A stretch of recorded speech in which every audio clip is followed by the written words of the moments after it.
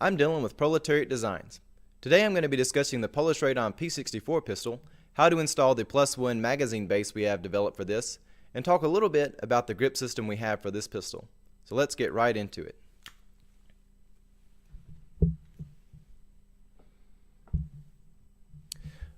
Alright, now as you can see, I've already removed the factory base from the end of this magazine.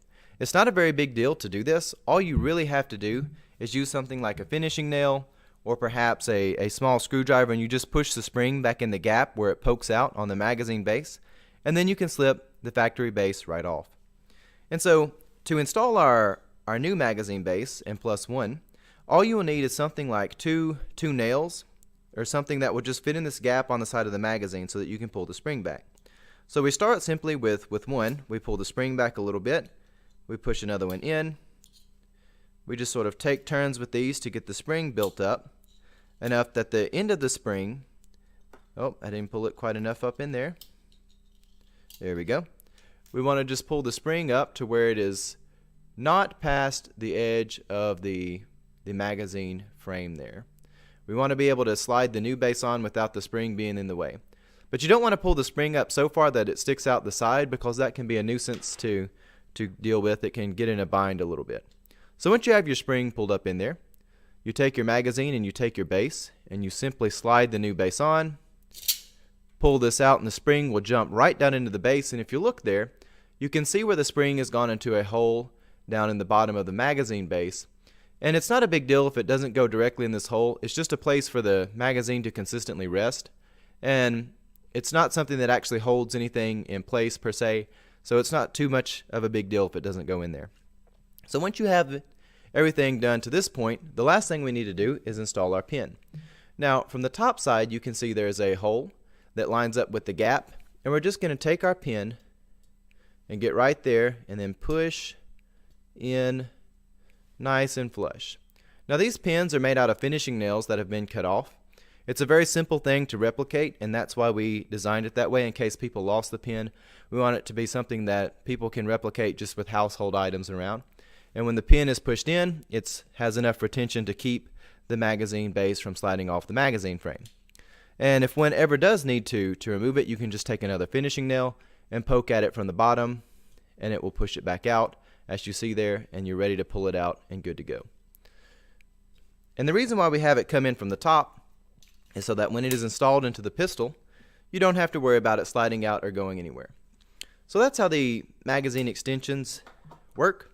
It's a very simple and straightforward thing for this pistol. And now let's talk a little bit about these grips, because personally I find that the factory grips are the culprit for making this little pistol a bit of a demon or an unpleasant creature to deal with.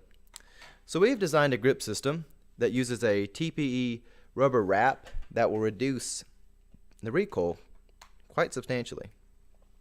So one just takes the panels that we've designed for this, the ones that I'm putting on now, one of them's blue and the other is green.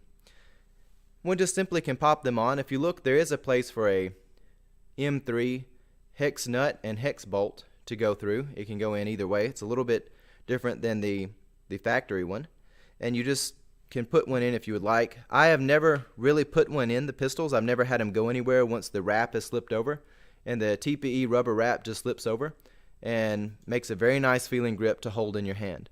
The TPE rubber is at about a 40% density, and that's just enough to absorb the recoil as you shoot this pistol, and makes itself very fun and enjoyable to shoot.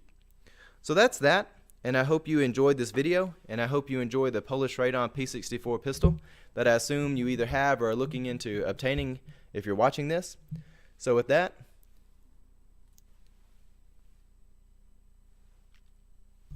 I'm going to give a bit of a plug for the other things that I do. So aside from being the ones in charge of Proletariat-Designs, I also run a podcast and video program called Tools for Liberty. It's under the sort of larger brand Kingdom of the Logos, which we are just now putting together. It's sort of a new thing. Those who watch the Proletariat Design blog, they may have seen a few hints here or there that suggest that I'm a clergyman, and that is in fact true. And the program we have, Tools for Liberty, is a program structured around critical thinking, because I think in our culture, in our world right now, if there was ever a time that we needed intellectual rigor, and we needed the tools for critical thinking so that we could all find personal and individual liberty. That time was now. So if you'd like to watch a program, which will do a little bit to stir your nerves and intrigue one's mind, as well as examine some of the classical philosophy we have in our world, please look up on YouTube or Facebook the program Tools for Liberty, or do a search for Kingdom of the Logos. Either of those searches will find you there. And with that, I hope you have a blessed day.